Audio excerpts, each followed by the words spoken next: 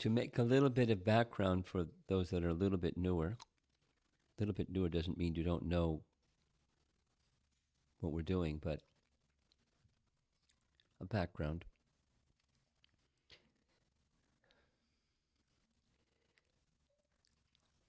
Lord Nrsingadev, whose appearance we're going to be honoring shortly, next week, is one of the forms of the personality of Godhead who appears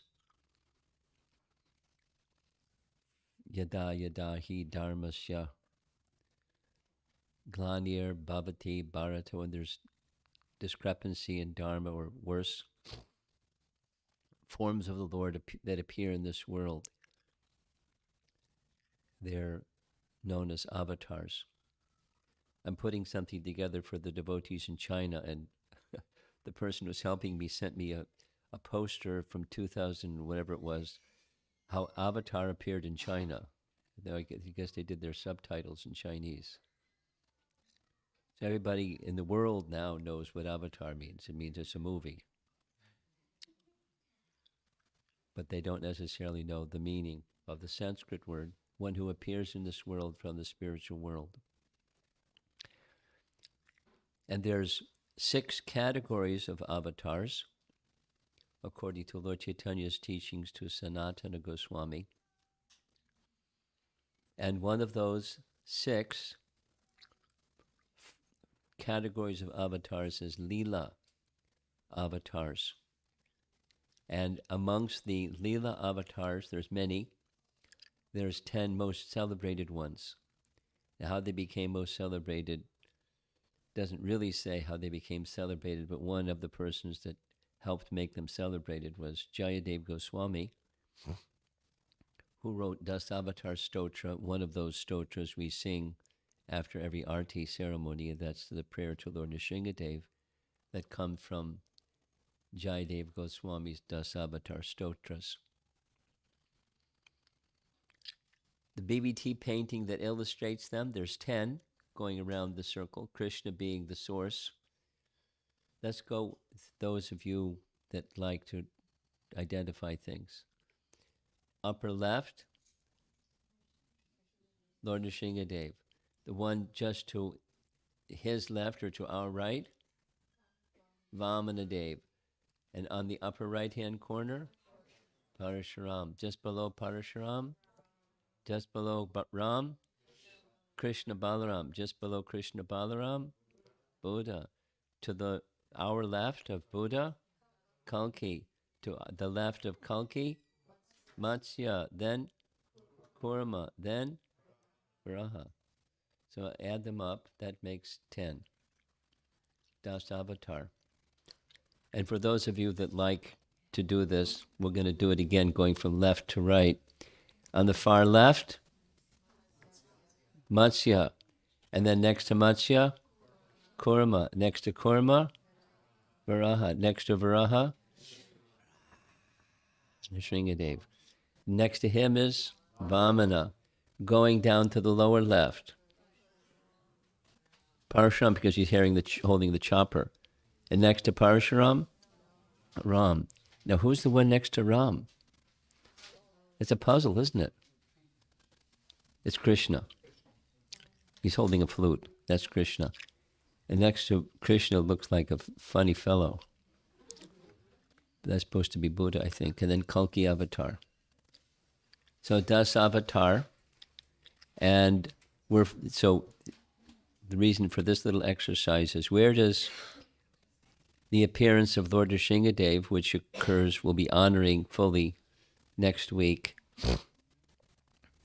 He's one of the 10 primary Leela avatars. Leela avatars. Forms of the Lord that come into this world to perform wonderful pastimes. And indeed, his wonderful pastimes are very wonderful, although he looks very ferocious. There's a nice statement. This is, of course, a close-up of our Lord Nrsingadev in Sridham Mayapur. Same. In his Ugra Nrsimha pose, where he's Do you know the story behind the Ugra Nrsimha deity?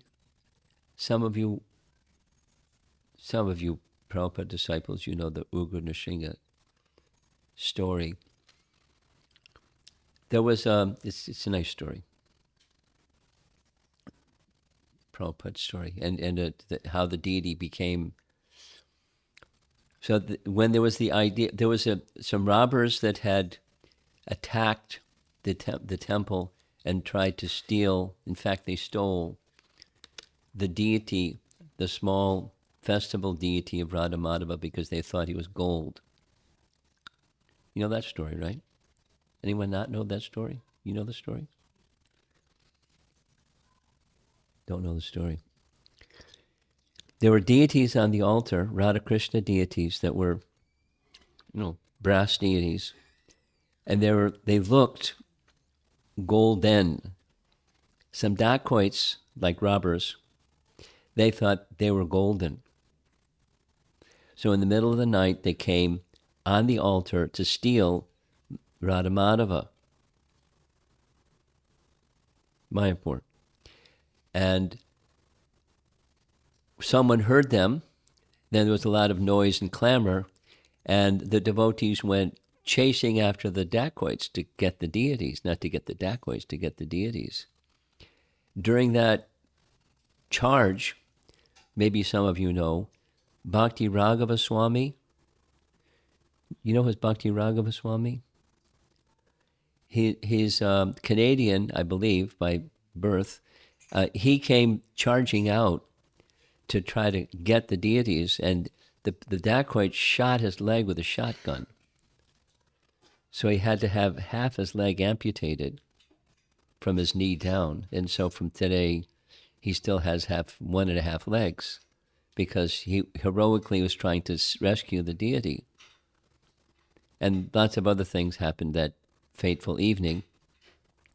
So the devotees decided to do like what Bhaktisiddhanta Saraswati Thakur had done, which was some dacoits attacked the temple when Bhaktisiddhanta was there, and he arranged for an installation of Lord Nrsimhadev to protect the temple, to protect the Dham. So the devotees got a bright idea. There's a very celebrated murti maker in South India who they went, in a train ride all the way from Calcutta to South India to meet the murti maker and make arrangements for him to carve the deity.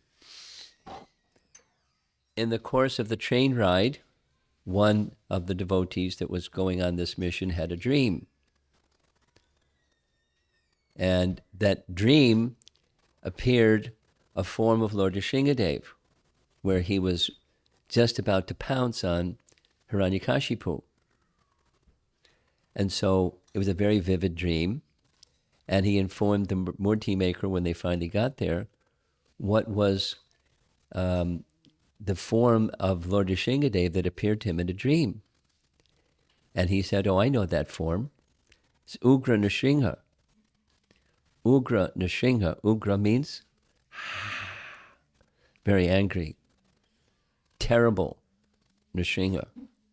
So it's the image of the Murti is his arms raised, ready to pounce on Hiranyakashipu just before he pounced on him, just before he grabbed him. And so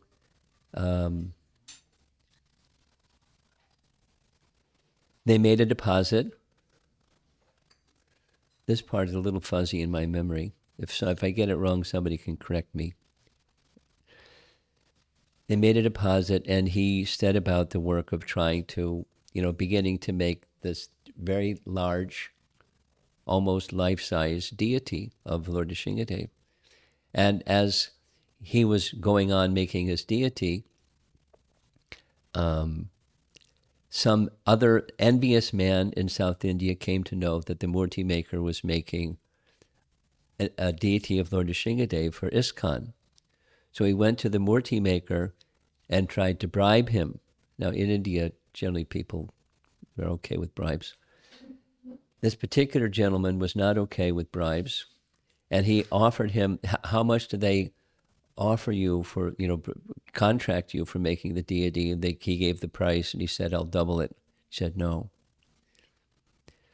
So then later he informed, because I've given my word, and I can't go against my word. And so he continued making the deity. When the devotees came to pick up the deity, the deity maker informed them of, you have an enemy. Here's the man's name. Here's what he was prepared to do. I said, no. They said, gosh, how much can we thank you? And he said, well, one thing I didn't tell him is this Ugra Nrsimha deity, which those persons not qualified shouldn't worship, but the Ugra Nrsimha deity takes on the mood of the principal deity, where he's also being worshipped. So since your principal deity are the Panchatattva, he'll take on the mood of benediction giving, Ugra Nrsimha, the same mood as the principal deity, not the tear people apart mood. But I didn't tell him that. But I'm telling you that, so when you take him, he'll look like this, but his mood will be like the Panchatattva mood, benediction giving. Nice story. This little history behind Lord Nrsimhadev in Mayapur. In the Nrsimha Purana, Lord Nrsimhadev says, anyone who prays unto me and takes shelter of me becomes my ward, and I protect him always from all sorts of calamities. So Ugra Nrsimha or Nrsimhadev doesn't have to be this Ugra Nrsimha form. It's a very practical form. There was some discussion about seeking protection. It's fine to seek protection from Lord Nrsimhadev. But of course, the protection is not just for oneself, it's so that one's service to Krishna can go on. We find further, this is now from Laghu Bhagavatamrita, there's a special position of Lord Nrsimhadev and Lord Ram amongst not only the Leela avatars, but all avatars. And the description, there's more details. There's 6 qualities within Bhagavan. See somebody that's not so new, but not so veteran either. You know the 6 opulences of Bhagavan? Yes. Yeah, well,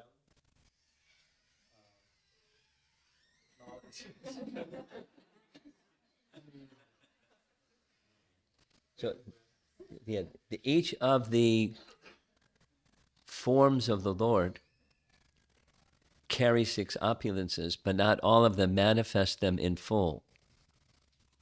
Some of them portion, and some of them in full. And this reference from Laghu Bhagavatamrita is the 6 opulences manifest by Bhagavan are manifest fully in Nrsimha, Rama, and Krishna. Did you know that? Laghu Bhagavatamrita. They are thus considered paravasta. The relation between the other 2 is Nrsimha and Ram. And Krishna is like lamps lit from the lamp of full 6 powers, which are manifest in Krishna. It's a quote from Padma Purana. Now so we have, who knows, somebody that's been around a while. What's the verse from Brahma Samhita that the opulences of the Supreme Lord are ignited from, like one lamp lights another lamp? Departure Eva.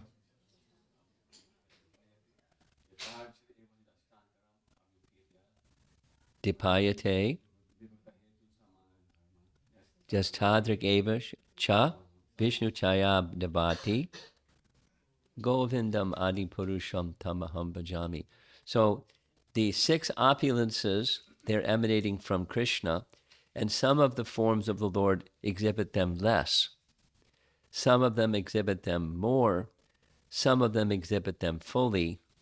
And this reference from Padma Purana in Laghu Bhagavatamrita is Nrsimha and Ram manifest the six opulences in full. Of course, there are features in Krishna besides six opulences that no other form of the Lord manifests. One of them is the flute playing.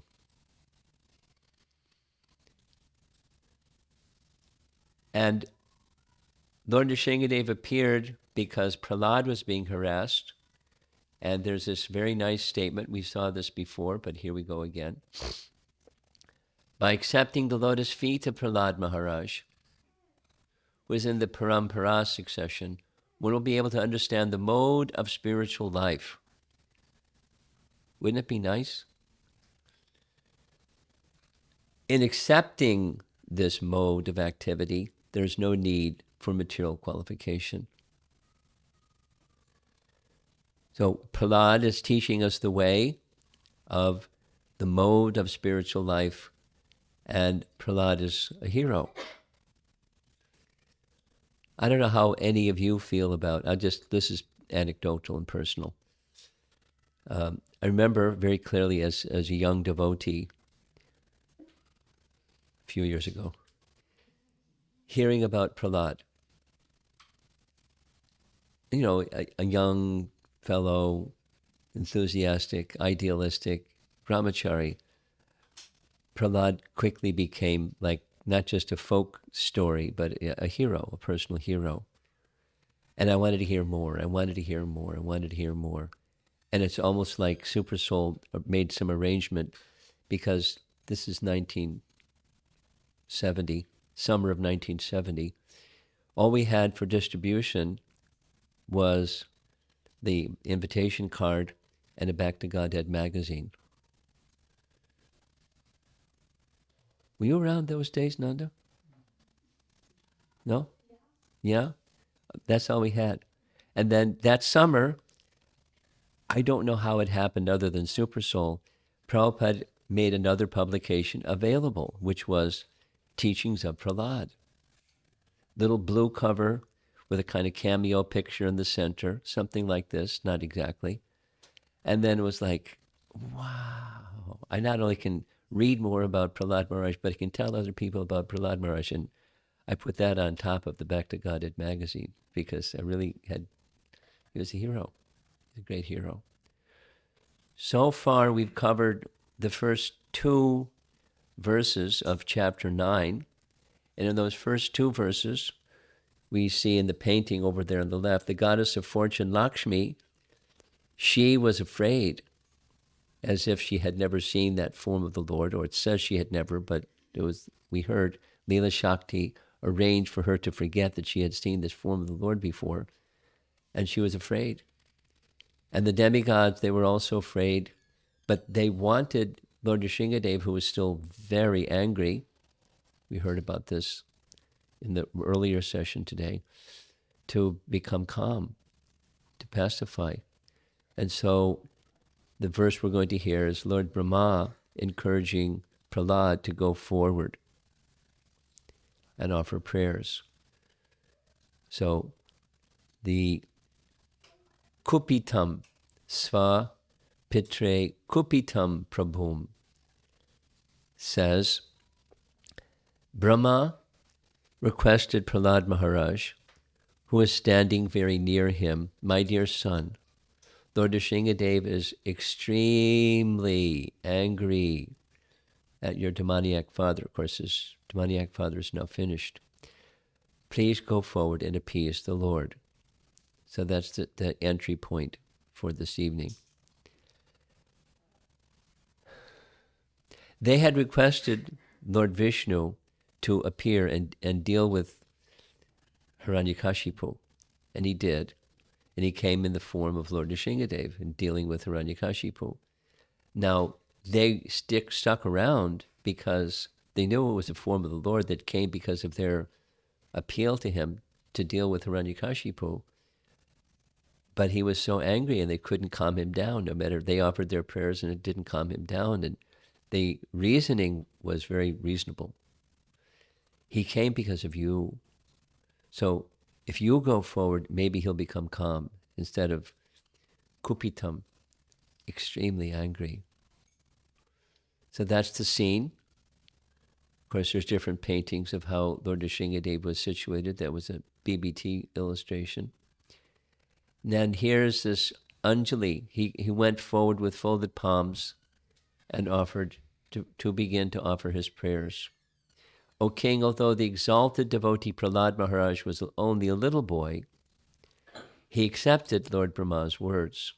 He gradually proceeded toward Lord Nrsimhadev and fell down to offer his respectful obeisances with folded hands. Now, the reference is, there's nothing in the Sanskrit that says Narada Muni continued. It's just a reminder by our founder, Acharya Srila Prabhupada, that this entire Canto 7 begins and ends with Narada Muni being the speaker. What's the context of Narada Muni speaking to whom about what? Going back to the beginning of Canto 7, just before there's this discussion with Narada Muni, between Narada Muni and Yudhishthira, there was a whole scene where the personality of Godhead, Krishna, finished Shishupal. And when he finished Shishupal, his Sudarshan chakra separated the speaking part of his body from the rest of his body. And everyone witnessed the soul of Shishupal rising in the air like a bright light, hovering in the air, and then zoomed and entered into the body of Krishna. So they knew what that meant. I mean, normally you don't see the soul doing such things, but Krishna permitted. And Shishupal got liberation. So the question that begins the whole canto, and there's lots of details and details following this initial question, but how did this happen? Shishupal was such a bad person. And he got liberation. So how did he get liberation? He was such a bad person. One has persons to get liberation, they try this and try that and try the other thing, and it's very rare to achieve. And what a bad person, he got liberation. So it goes to how powerful is the chanting of the holy name, even if but in scorn and derision like Shishupal. How powerful is the holy name? So don't follow Shishupal with scorn and derision, but the holy name is very powerful. And then the glories of the holy name is a nice topic in Canto 7. And it leads to, in a winding trail, it leads to the description of Hiranyaksha and Hiranyakashipu and their descent into this world, etc. So there's Prahlad with his folded palms. And we're going to see this term a few times, kritabhayam. Kritabhayam. Krita, abhayam. Krita means making or bringing about abhayam, fearlessness. The hand, as you see in the painting, the hand of Lord Nrsimhadev is placed on the head of Prahlad. And the hand, kripaya, paripluta, the hand of Lord Nrsimhadev on the head of Prahlad completely purified him, not that he was impure, but completely purified him of any residual material contamination or touch with material nature, and his whole being became completely fearless. Kritabhayam. Prabhupada's translation. When Lord Nrsimhadev saw the small boy Prahlad Maharaj prostrated at the soles of his lotus feet, he became most ecstatic in affection toward his devotee. That's this kripaya paripluta. Most ecstatic in affection toward his devotee. There he is again, placing his hand, one of his hands, on Prahlad's head. Raising Prahlad, because he was prostrated before him, the Lord placed his lotus hand upon the boy's head, because his hand is always ready to create fearlessness and all his devotees. So if you get the good fortune of having Lord Nrsingadev's hand on your head, you're in good shape. And it may not have to be so dramatic like this. But it was very drama-filled. Here's Srila Prabhupada speaking on this verse. So, to become devotee or favorite of the Supreme Personality of Godhead is very easy. It is not at all difficult. Here we see the example, Prahlad Maharaj, 5-year-old boy. Being a devotee, he only knows the Supreme Lord, and he offered obeisances. That is his qualification. Anyone can do that. Anyone can come here in the temple and offer obeisances. Where's the difficulty? Simply one must have the sense that here is the Supreme Personality of Godhead, Krishna, or Nrsingadev, or any one of his multi-expansions. February 1977. Prabhupada's final year. In his purport, the necessities of the material world are 4. Ahara, Nidra, Bhaya, that's fear, and Maituna, eating, sleeping, defending, and mating. In this material world, everyone is fearful, in fearful consciousness. Sada samudvigna dhyam. Sada means always. Samudvigna, that's fearful consciousness. Dhyam. So I just today was hearing another lecture, Prabhupada liked this phrase, so we're going to go to that phrase. The painting in the upper right, or photograph, I guess, is an ostrich sticking his head in the sand. Supposedly, when ostriches see some danger, they stick their head in the sand. Or Prabhupada would say, when a rabbit sees danger, he closes his eyes. There's danger is gone. And the lady doesn't do either one of those. She just is feeling fearful. And Sada samudvigna dhyam is a phrase spoken by Prahlad going back a few chapters, chapter 5 from Canto 7, speaking to his father. There are 2 sections where his father puts him on his lap and says, "My dear boy, what's the best thing that you've learned in school?" You know the question. And in one case, this is what he said. Tatsadu manye suravarya dehinam sada sanodvigna dhyam asat grahat. Those who asat, those who take as their reality or their existence this temporary, sada samudvigna dhyam, they're always filled with anxiety. Oh, best of the suras, asuravarya. Can't help but repeat. Whenever Prabhupada would speak about this verse, invariably he would refer to the way that Prahlad was addressing his father. It wasn't Dad. It was Asura Varya, the best of the demons. Oh, best of the Asuras, king of the demons, as far as I have learned from my spiritual master, his father's question was, what's the best thing you've learned from your teachers? And he was thinking Shanda and Amarka. And his father didn't have any idea that that's not the best teacher that he had. The best teacher that he had was who? Narada Muni.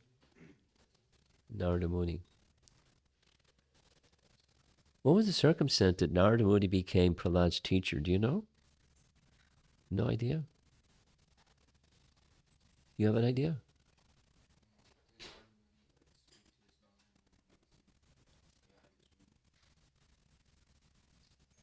Does that ring a bell? Now you remember. When Hiranyakashipu wanted to become immortal, he thought, if I get benediction from Brahma. I go to the forest and do austerities and austerities and austerities, terrible austerities. If Brahma comes, then I can ask him for immortality. Correct? Raising his arms above his head, on his tiptoes. Ever try to do that? And stay there for thousands of years. No eating, nothing. Anyway, while he was gone, Hiranyakashipu was in the forest doing his austerities. The demigods thought, now's our chance, we can get our kingdom back. Because Hiranyakashipu, being so powerful, he bumped him out, took over their kingdom. The king of heaven was no longer the king of heaven. Hiranyakashipu was the king of heaven. And the others were out off in the forest somewhere. So when they heard that Hiranyakashipu had gone to the forest, they went with all their military strength to take back their kingdom. And lo and behold, everybody here knows the story. But it's nice to hear these stories again and again and again and again. There's potencies in them. So, have you heard this story before? Our newer couple? Yes, no, you're not sure? No, okay. So while he was in the forest doing his austerities, arms raised and standing on his toes and waiting for Brahma to come and offer him a benediction, the demigods went to the heavenly realm to take back the kingdom, and they found the wife of Hiranyakashipu pregnant. So they thought, uh-oh, this is Hiranyakashipu Jr. in her womb. So they captured her, and they were planning to keep her custody until the child was born and then kill the child.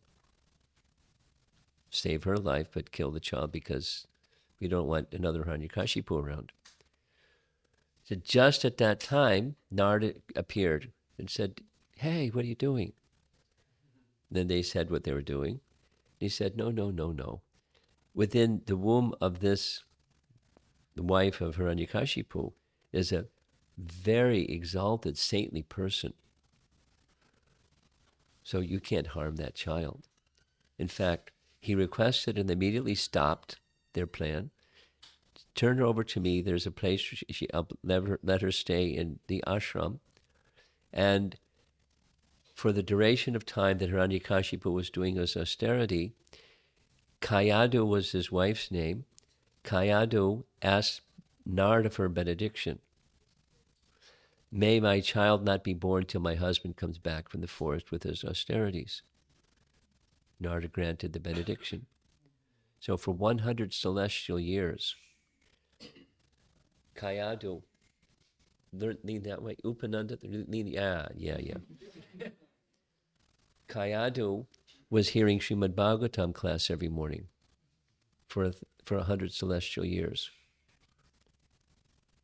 But within her womb was also Prahlad. So Prahlad's teacher, he remembered everything. When she got back with Hiranyakashipu, she forgot everything due to his association and her affection and affinity for him. So the teacher of Prahlad was Narada Muni. So when the father asked, what's the best thing you've learned from your teachers? He's saying what he learned from Narada Muni. This is what he learned from Narada Muni. As far as I learned from my spiritual master, any person who has accepted a temporary body and temporary household life, that's a few people in the room here, is certainly embarrassed by anxiety because of having fallen in a dark well where there's no water but only suffering. Now, that's not a bright picture. There's probably some other things besides no water but only suffering. But that's what the verse says, asat grahat. So his recommendation is, the other part of the verse, one should give up that situation, this andha kupam, the dark well of materialistic family life, and vanam, go to the forest. And Hari ashrayeta, take shelter of Hari. That's his recommendation to his father. That's the best thing I've learned. Now here's Srila Prabhupada speaking on this. The only means to make everyone fearless is Krishna consciousness. The devotee's hope of becoming fearless is to chant the holy name of Lord Nrsingadev, Yato Yato Yamin Tato Nrsinga. Wherever we go, we must always think of Lord Nrsingadev. So let's see if someone can remember. Kritabhayam. Kritabhayam. What's the meaning? Yes, giving fearlessness. The fearlessness came when his hand was placed on Prahlad's head. Kritabhayam means the hand which creates fearlessness. Okay, we have a few more verses to go for this evening. Text number 6. There's the whole Sanskrit verse, the purple letters. Sapadi abhivyakta paratma darshana. Paratma darshana. Become transcendently situated. Paratma darshana. By the touch of Lord Nrsingadev's hand on Prahlad Maharaj's head, Prahlad was completely free of all material contaminations and desires. Not that he was infested previously, but completely free from all material contaminations and desires, as if he had been thoroughly cleansed. Therefore, he at once became transcendently situated, and all the symptoms of ecstasy manifest in his body, his heart filled with love, his eyes with tears, and thus he was able to completely capture the lotus feet of the Lord within the core of his heart.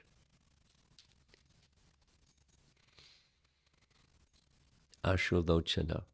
Ready? Ashrulochana. His body erupted in ecstasy. His heart was filled with love. His tears pouring from his eyes. I like this painting. There's the Lord is looking at his devotee in the eye, the devotee looking at the Lord in his eye, and they're in trance. One's the all-powerful, and the other's the very simple little boy with his folded palms, looking eye to eye into the eyes of the Supreme Lord. Prahlad Maharaj fixed his mind and sight upon Lord Nrsingadev with full attention in complete trance. Ekagra manasa susamahita.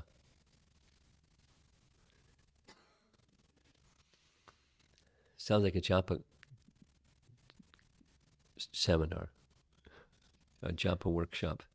We're supposed to try to accomplish that somehow.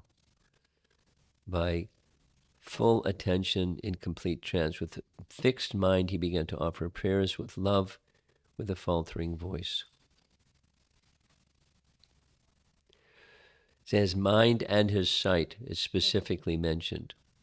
Hridaye and akshana, his eyes and his mind, his heart completely fixed on the personality of Godhead, and he's going to begin shortly offering his prayers. The word susamahita means very attentive or fully fixed. It's called like mindful chanting, right?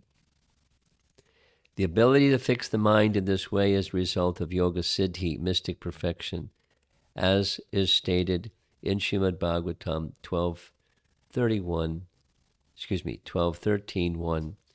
Dhyana avastita tad ganate gatena manasa pashanti yam yogina. Those of you that like to hear Prabhupada recorded lectures, you know this verse because he says it over and over and over. There's certain verses that he really liked, and the ones he really liked, he would say again and again. And if you listen to his recorded lectures, you become very familiar with them. This is 12th canto but it's describing the stage of yoga where one is fixed. Manasa pashanti yam yoginaha. Dhyana. What's dhyana means? It's just like chapter 6 Bhagavad Gita. It's dhyan yoga. Dhyan yoga. It's one of the stages in the Ashtanga yoga system. Avastita tadgatena manasa pashanti yam yogina, where the mind is fully fixed. So that's a mystic perfection. And we're not practicing the Ashtanga yoga system. We're practicing the Bhakti yoga system. But the goal is the same. The objective is the same. The stage of perfection is the same. And this is the reference that Prabhupada would often make, one of the references he would often make in describing that stage. The ability to fix the mind. So this isn't a japa retreat, but you can think of the japa retreats that you've attended, or think of your chanting each morning, and this is where we want to go, where there's the stage of the mind is fixed. It doesn't waver. It stays. What does it stay with? It stays with the sound of the holy name. That's practicing mystic yoga by chanting properly. And here's Prabhupada's purport. One attains yogic perfection when he is freed from all material diversions and his mind is fixed upon the lotus feet of the Lord. This is called Samadhi or trance.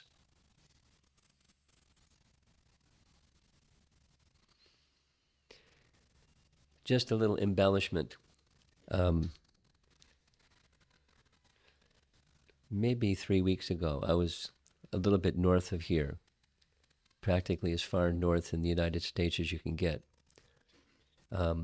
near the border of Canada, the northern upstate New York, in a city called Oswego. And the organizer of the event was at YMCA, and the room in the YMCA with the big letters, Body, Mind, Spirit. And in the room was a Buddhist gong. I guess one of the things that they did from time to time is they had Buddhists come and hit the Buddhist gong to get everybody focused. So the topic they wanted me to speak about was distractions and emotions. You know, the path of yoga, overcoming distractions and emotions.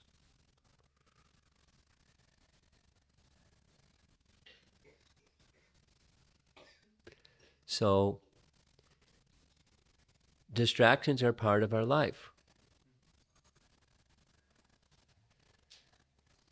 And part of the presentation was a little study done by some professional people on how distracted people have become by technology and media and notifications on your phone and et cetera, et cetera, et cetera, et cetera. And they've done studies, and focus is really not easy to come by, or distraction is very common.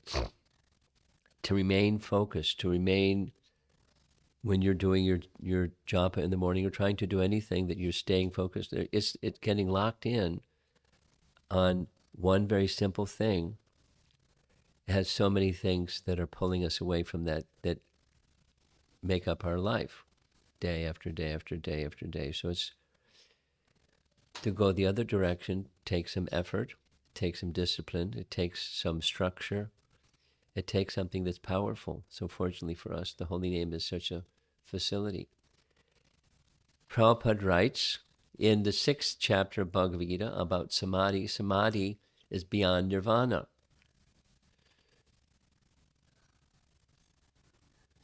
What does that mean? Samadhi is beyond nirvana. What's nirvana? According to what Prabhupada writes in the 6th chapter of Bhagavad Gita, nirvana is a Sanskrit phrase used by Buddhists that means, literally, cessation of material existence. The goal of a Buddhist is cessation of material existence. And Samadhi is beyond that. So what is cessation of material existence? Just to keep everybody on their toes. You know a little bit about Buddhism? Not much. Listen, you'll learn something about Buddhism. For those of you that know something about Buddhism, in the teaching of Buddhism or teaching of Buddha, the root cause of suffering is desire. And to become free from suffering, become free from desire. To become free from desire, what do? Two things. Cultivate goodness, starting with ahimsa, because nonviolence is a principle of goodness. So don't kill animals, be charitable, be clean, be truthful, etc., etc. Live your life in the quality of goodness. Frame your life. The incubation chamber for desirelessness is goodness. That's a starting point. The second, within that chamber of goodness, what do? Be mindful, or be in the moment, or mindfulness. We do the same. We don't disagree with mindfulness. But their idea, the Buddhist idea of mindfulness, is there's only one thing. And the one thing is the moment, or consciousness. You ready? This is from Tattva Sandarbha, Jiva Goswami. Kshanik Vijnanavad. The doctrine of, you're learning something about Buddhism now. The doctrine of the only thing that exists in terms of consciousness is the moment. Because the past is gone and the future isn't here. All there is the moment. And the Sanskrit phrase that's used is kshanik. And if you look carefully in the Bhagavatam, you'll find it's something like 1/20th of a second. Because time is divided by the movements of the sun over an atom. The smallest unit of time is that unit. And then so many atoms, and so it becomes bigger. So the movement, so Kshanik Vijnanavad is a doctrine that says all that exists is consciousness exists in the moment. So be in the moment, be in the moment, be in the moment. Mindfulness, be in the moment. Not a little bit off, be in the moment. And when you get really good at being in the moment, what happens? You go on the other side of the moment. And what's on the other side of the moment? Nirvana. What's nirvana? Cessation of material existence. The goal of mindfulness is to go out of existence, material existence. And what is that existence? It's nirvana. It's void in our English terminology. But that's what nirvana is. It's nothingness. Because that's all there is. If you're a Buddhist, that's all there is. It's getting into reality, and then there's no more suffering because there's no more existence.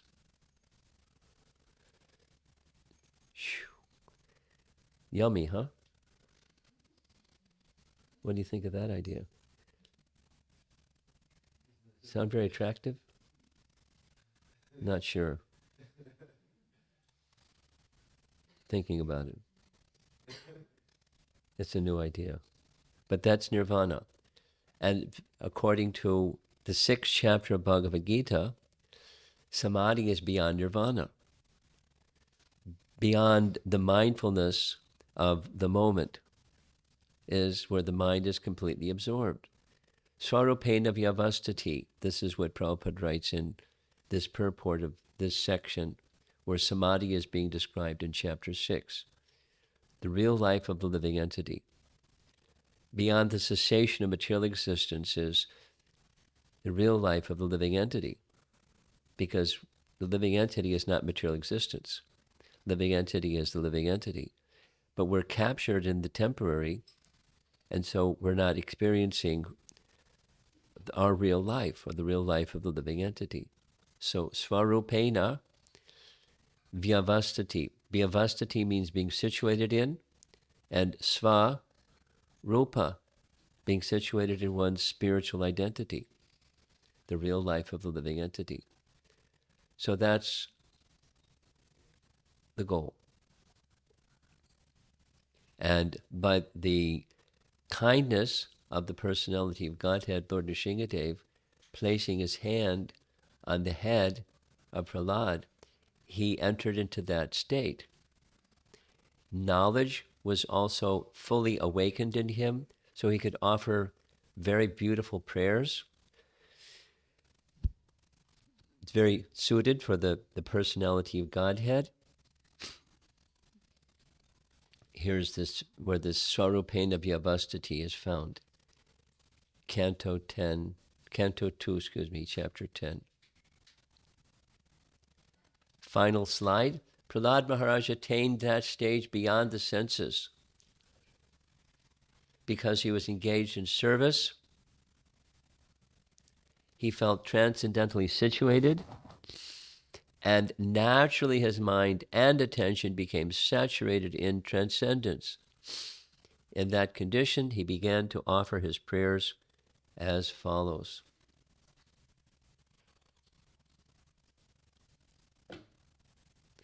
One more thing, and then we'll see if there's some discussion.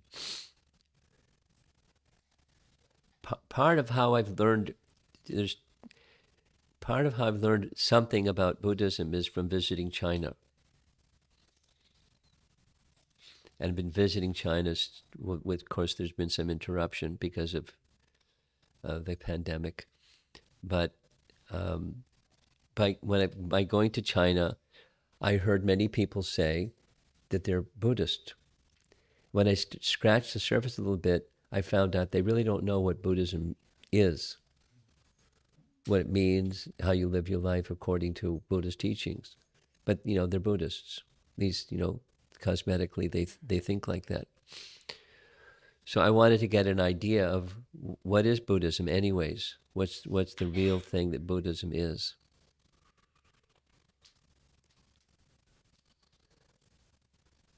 I'm going to share a little bit more with you because I'm having some inspiration. I learned from the devotees that there are 4 books in China, in China education today. There's 4 books there's mandatory reading. I don't know exactly how they decided that, but one of those books is called Journey West.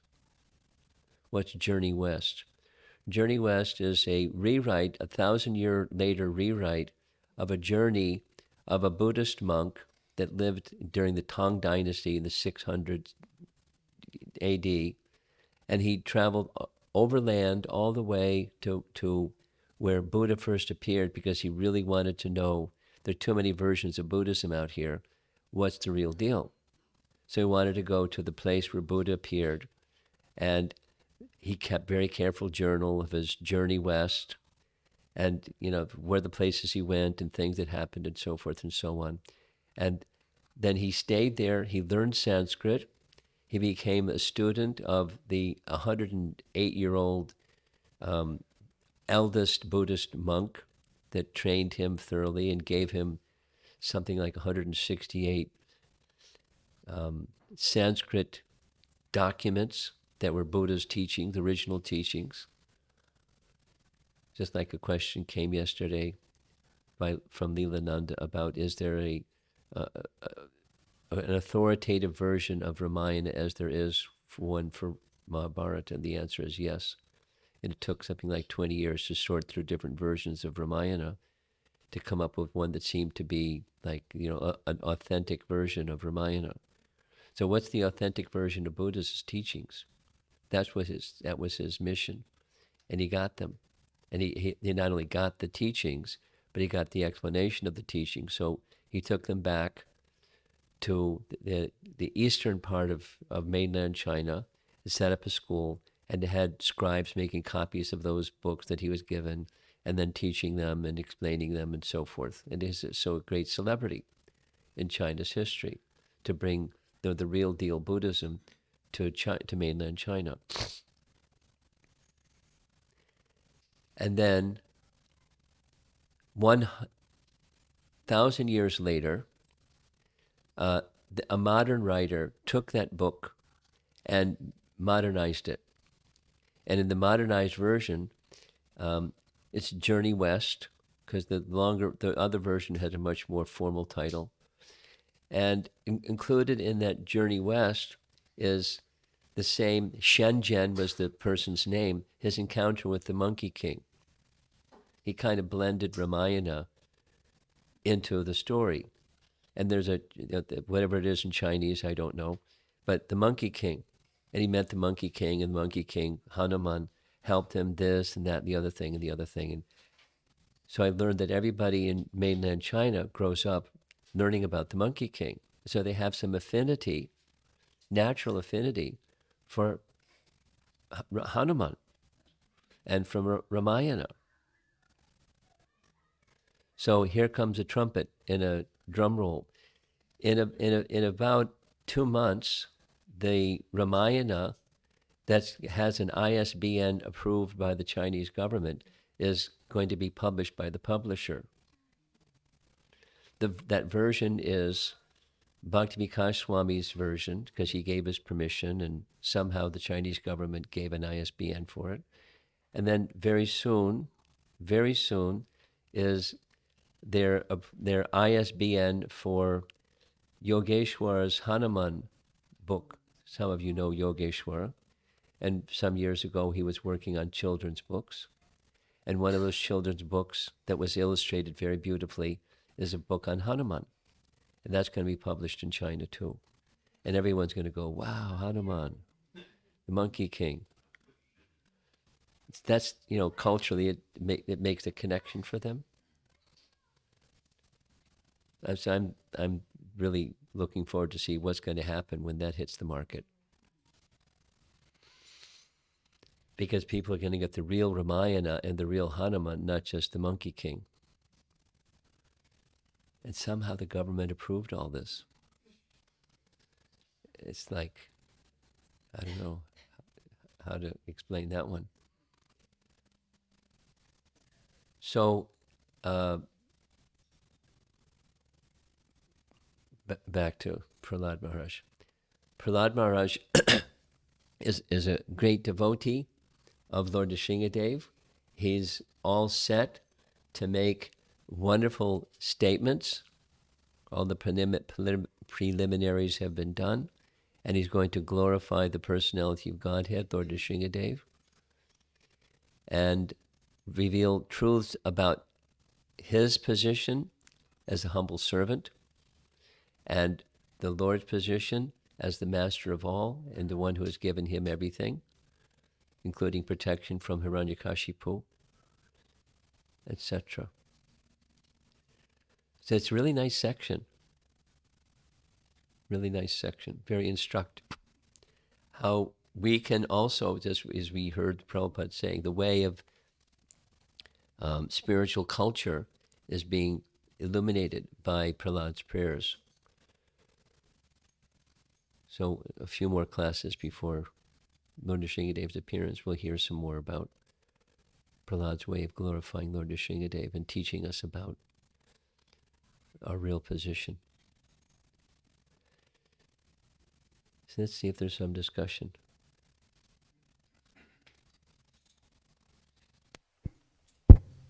Yeah.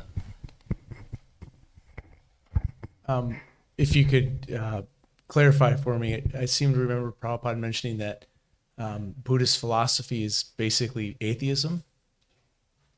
Is that correct? There's no mention of the soul. As opposed to Mayavadi philosophy, it's not pure. as opposed to. Not as opposed to.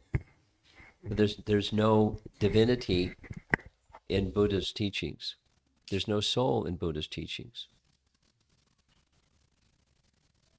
So now, what's your point? No, I just Verification? Yeah, it's atheism. Nirvishesha Shunyavadi. So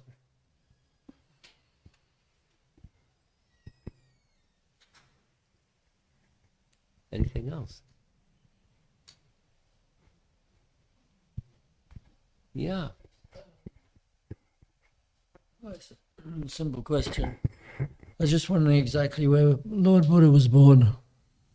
Want to know what? Where was Buddha born? Where was he born? Where was Buddha born? Where was Buddha born?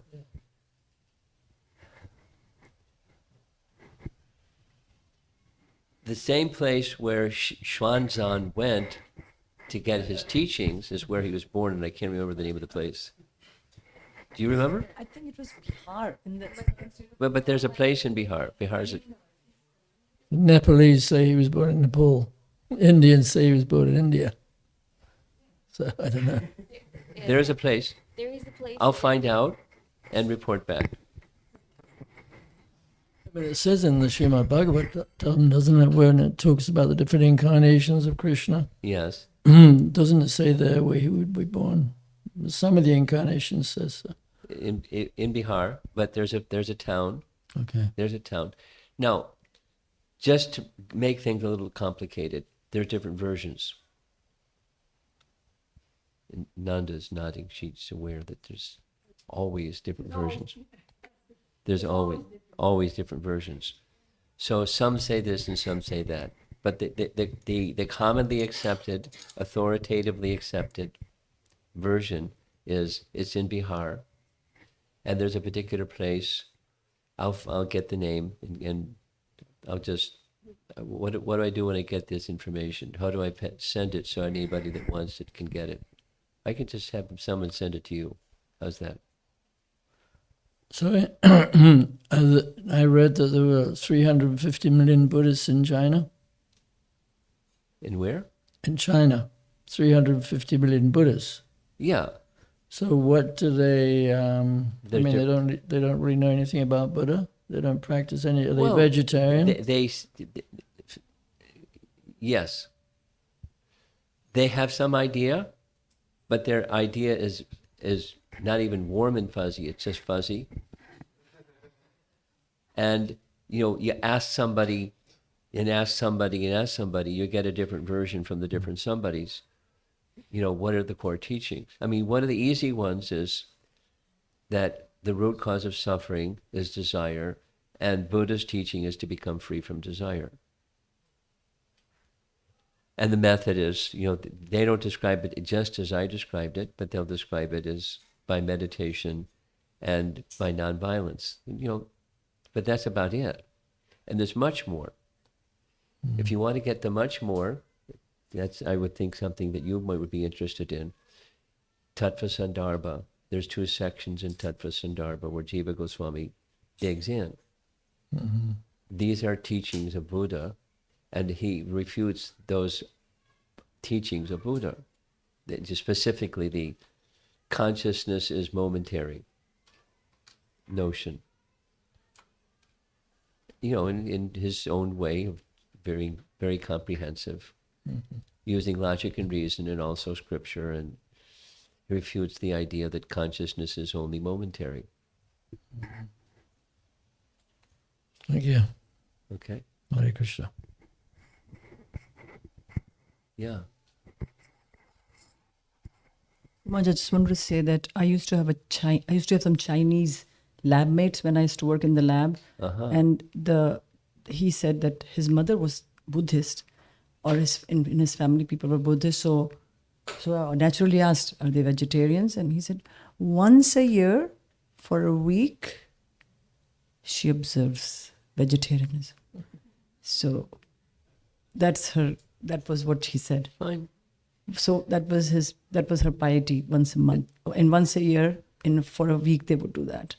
Something like that. And then he also said that the king of emperor, maybe many, many centuries ago, the emperor would do for a whole month, he would do a vegetarian fast. And then the servants were preparing all kinds of dishes so that the king would not miss his regular food. And that's why, nowadays we have a lot of vegetarian Chinese restaurants, and they make all those preps because the emperor had to be fed for a whole month with dishes which were, Yeah.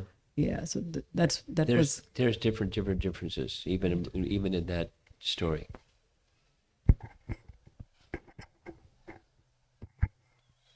Wondering about the point of Rama and Nrsingadev being different, or in a different category of the different incarnations that you brought up, and just about incarnations in general. My question is about from the Laghu Bhagavatamrita. I've been trying to, I guess, understand that text for a while. This particular one that I showed, Just the Laghu Bhagavatamrita, the concepts of explaining all the different expansions categorically. good for you. And I just want to clarify, I guess, the concept of the expansions and their absolute oneness with Krishna Swayam Bhagavan, or is there also individual personalities of Godhead? And Nomenclature is all important in a question like this. If you take the nomenclature of the personality of Godhead, that means, in Prabhupada's use of that term, that is the sort of Godhead or fountainhead or source of everything. There's not multiple sources of everything. Now, you step back from that definition, and are there multiple personalities embodying the features of the personality of Godhead? Yes. Ramadi Murti Shukala Niyamena Tishtan, etc. There's unlimited. And then, if you've been reading Laghu Bhagavatamrita, I'm surprised you have that question, because there's lots of diversity, and there's Sanskrit terms indicating categories of diversity, and then subsets in that category, subsets in that category, subsets in other categories. But there's only one fountainhead or Godhead, source of all. And there, then say it again, the expansions are expansions, and they embody some of the features of. It's where they derive those features is from the source. But there's one source. There's not multiple sources. I don't know if I'm answering your question. It sounds like that's what you're asking. yeah, you're answering my question. I get confused by Prabhupada's statements. Sometimes he says the Supreme Personality, Godhead, Vishnu, or sometimes he doesn't make a distinction. Sometimes he does make distinctions. Well, So it's and both are okay. And then you, as a reader, need to understand the context. There's the source of everything, and then there's ways of explaining that which comes from the source of everything. So the Vishnu forms are the personalities of Godhead. Non-different from, there's differences, and there's non-different from the source. But they're not manifesting the fullness of. The Vishnu forms are not manifesting the fullness of Swayam Bhagavan Krishna. But they're personalities of Godhead. And all the avatars similarly. And then besides the avatars that appear in this world, the ones that are in the spiritual world that don't appear in this world, they're the personalities. So it's nomenclature and context are very important.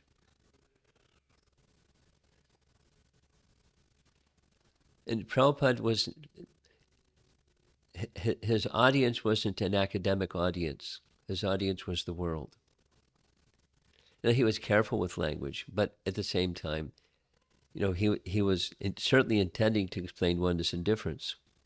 And there are different ways of going about explaining oneness and difference. And sometimes he would do it more meticulously, and sometimes more casually. So don't fault him, because he had a mission, he had an audience, he was educating people that knew nothing. And he wanted them to have proper respect for Vishnu, so he did what he did sometimes. Terminology, language.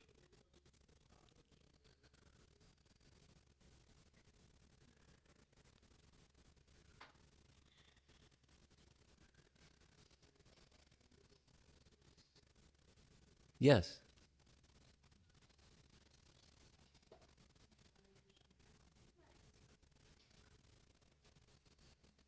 Hare Krishna. I just wanted to go back to the verse where Nrsimhadev, he put his hand on Prahlad Maharaj's head, and it said that he gained fearlessness. He's ready, eager to give fearlessness to his devotee. But then I was thinking, well, it seemed like he was already fearless because he had gone through A lot. so yeah. So what exactly did he get? What was residual anything left in him before the hand touched his head? That's the question. It's a nice question.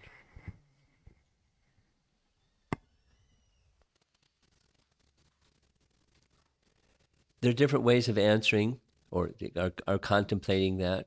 One of the ways of contemplating that is from Prahlad to Lord Nrsimhadev, he was fearless.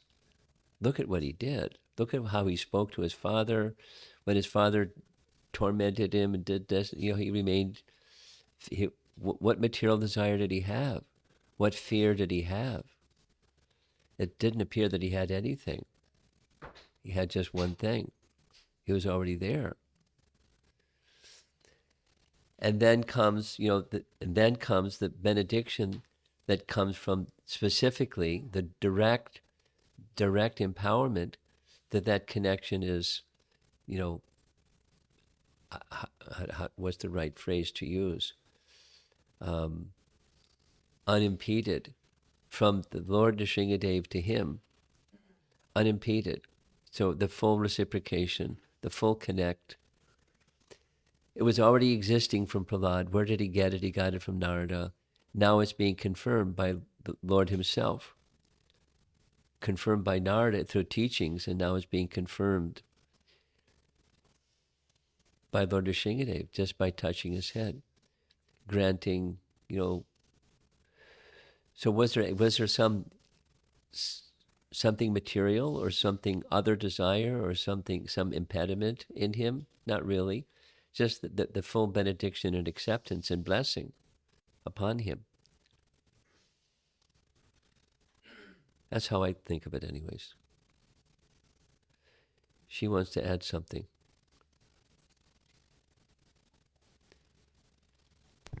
Just a small detail, Guru Maharaj.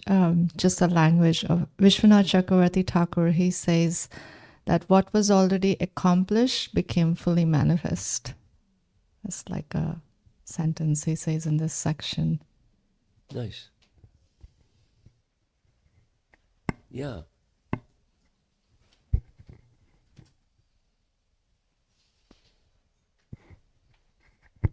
As far as I remember, there was a verse where he said he was afraid of material existence. Yes.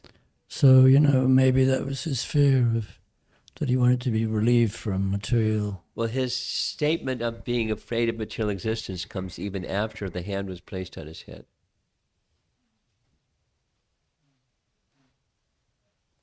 Now, so what does that statement mean? It's one different ways of taking what that statement means. It's his humility. Or it's the humility of someone who recognizes even you have benediction from the Supreme Lord. This is a risky place and you don't fool around when you're in a risky place. It's a high voltage, highly toxic place and you don't fool around. The material existence is very dangerous. I'm staying in the safety area. The safety area is unmixed devotional service. So there's different ways of looking at the same. Yes. You don't need a microphone, I can tell. Maharaj, when Guru was asking about let's just for the sake of the audience. They don't really need to hear. When he was asking about the birthplace of Buddha, were you thinking of Lumbini? Is that the town? That's in Nepal? And not Bodh Gaya either? Oh, okay. Interesting. So many alternative understandings, I suppose. Yeah. I'm going to reserve comment. I'm going to do some research before I open my mouth and put my foot in it. Because from my going back and when I was looking at this like diligently, there are, even amongst Buddhist scholars, there are different authorities to say different things about where he was born, and then he migrated, and this and that and the other thing. So I'm going to hold off. Yeah. Yeah, good. Here's the microphone. I was just wondering if there are a lot of statues of Buddha in China, because if there are and people pay respects, that would mean that they're getting pious credits Yes. by offering obeisances. Oh, yes. Yes. They're everywhere. Are they all over the place? The statues. What your question is, are there statues everywhere? There's statues all over the place. And are people getting pious credit by seeing and offering respects to those statues? Yes. That's nice. Yeah, They have beautiful temples there? Oh, many. Many. Are they old? Old. Not too many new ones. Old ones.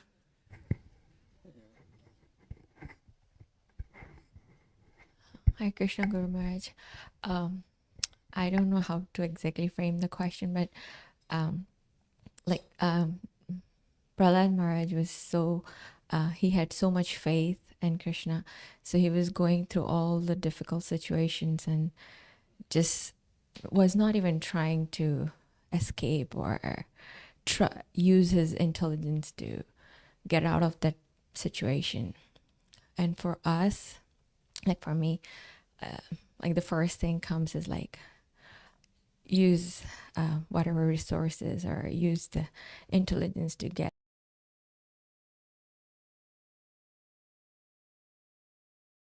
At what point we should like surrender completely and just let it be whatever it, but It's not in your playbook. So, yeah. It's okay. It's not like there's something wrong with you, or there are different persons that do different things in different ways. The same situation faced in a different way. So it's quite okay that you would do it differently than Prahlad. He had a personality and he had a service to do.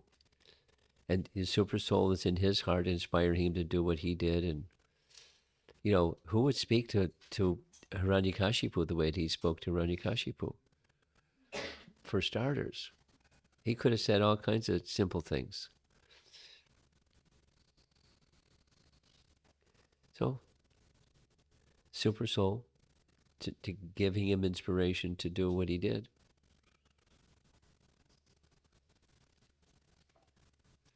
It precipitated Lord Nrsingadev's appearance, irritating his father the way that he did just by speaking simple truths. Precipitated Lord Nrsingadev's appearance, which is part of what Lord Nrsingadev wanted. And so, don't compare yourself, is the point. We're individuals, and we're going to behave and speak in different ways according to our nature, and that's just fine. You don't have to copy. Is that right? She feels better now. It's a follow-up question. How to understand if the mind is speaking or the soul is speaking, the super soul? One of the very simple litmus tests is who's at the center. You understand? If Krishna's at the center, that's one thing. If I'm at the center, that's another thing.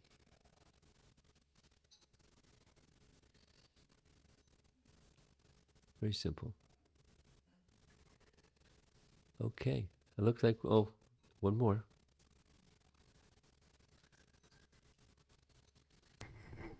Hare Krishna Maharaj. I'm not very clear about my question, but I was just wondering, what does fearlessness look like in spiritual life? Like, just scenarios. Well, my answer to this may be similar to my answer to her. It's going to look a little differently from different people.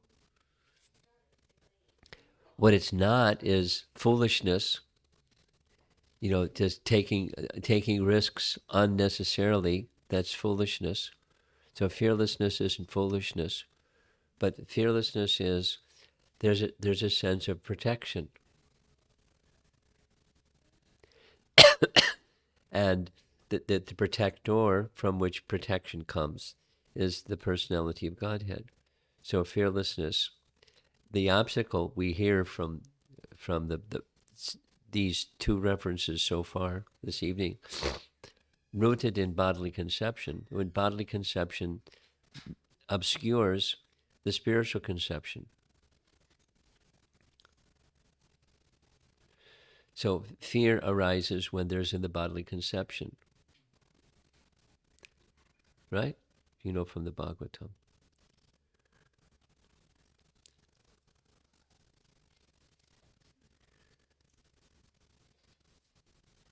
So the spiritual conception, through Guru Sadhu Shastra, Krishna's at the center. And, you know, we're at least for us in practical terms, we should be working in that direction. And take the resources and the association and all other valuable things that help us go in that direction as far as possible. That's surrender. Accepting those things that bring us there, reducing the things that take us away from there. And that's the mood of surrender that takes us to Krishna. Where getting to Krishna is at the center, not I'm at the center. That's my main point. You have something more? It's a little different of a topic, but just when we say that Krishna's in the center, how is that different from like keeping myself in the center? How is that different from like just self-care and, you know, like not degrading yourself? It has everything to do with the service, the objective of your life. Self-care has its place in transcendental life such that my service to Krishna, your service to Krishna can be enriched or strengthened or improved. But the objective is making that Krishna connection stronger. And to say it the other way, you leave the Krishna connection part out, and then it's not what real self-care is. Then you're at the center.